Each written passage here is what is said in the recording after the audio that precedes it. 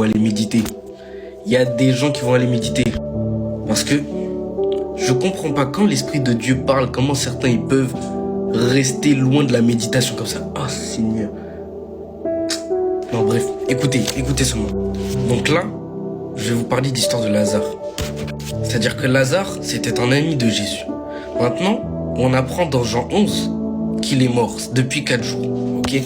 Du coup, Jésus, il arrive. Jésus, il arrive comme ça, les gens, ils pleurent. Ils pleurent. Maintenant, avant d'arriver, Jésus, il dit à ses disciples qu'il dort. Il n'est pas mort, il dort. Il a dit, notre ami Lazare s'est endormi. Donc là, notons les mots. Tout le monde dit, Lazare est mort. Jésus, il dit quoi? Il dit non, il est endormi. Jusqu'à même que lorsque Jésus est arrivé, la Bible dit que Jésus pleura. Il pleura pourquoi? Parce qu'il a vu l'incrédulité des gens. Les gens ne comprenaient pas. Parce qu'il commençait à se demander, ah, mais s'il était là, s'il a pu guérir les paralytiques, donner la vue aux aveugles, tout ça, n'aurait-il pas pu sauver son ami? Mais bref, c'est pas là où je veux en venir. Allons à Jean 11 au verset 43. Jésus dit, Lazare, sors de là. Je sais pas si quelqu'un me suit. On nous dit, au début du chapitre, Lazare dort. Ensuite, on nous dit, Marie et Marthe nous disent, il est mort.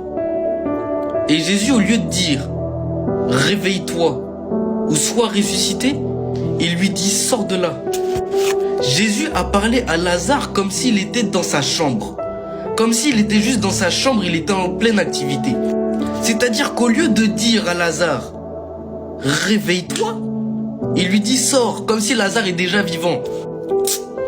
C'est pour ça que je viens dire à quelqu'un que partout où tes pieds sont posés, Jésus apporte la vie. Partout autour de toi. Et le message que je veux apporter, c'est soit la révélation de ta jeunesse.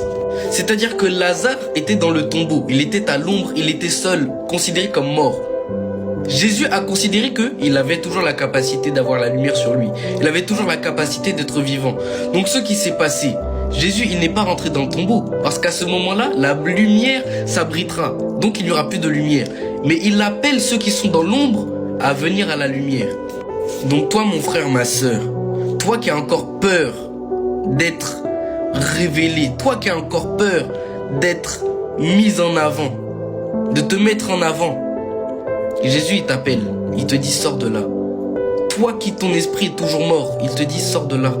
Ne reste pas dans le tombeau, tu n'es pas dans le tombeau, mais tu es le Lazare qui s'est réveillé d'entre les morts. Par la présence de Jésus-Christ, il y a la vie. Et comme nous sommes des ambassadeurs de Christ, alors nous sommes des transporteurs de vie. Nous sommes ces brebis au milieu des loups qui sont censés être des proies. Mais sauf que pendant ce temps-là, les loups ne nous attaquent pas. Pourquoi? Parce qu'il y a la lumière sur nous. Les loups ne peuvent nous éteindre, ne peuvent nous manger parce qu'il y a la lumière de Dieu sur nous. Il y a la grâce et la vie. Ainsi, nous sommes les brebis qui transformons les loups en brebis également. Nous devons ramener leur état naturel.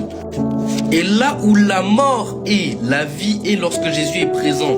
Alors mon frère, ma soeur, ne t'inquiète pas. Si actuellement tu es dans un état mental où tu es là, tu es comme mort ou morte, moi je te dis que Jésus il t'a dit sors de là, sors du tombeau. Il ne t'a pas dit réveille-toi. Il ne t'a pas dit sois ressuscité. Pour lui tu es déjà vivant.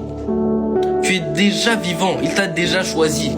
En tout cas, sois béni et sois le Lazare de ta génération. Amen. Moi, je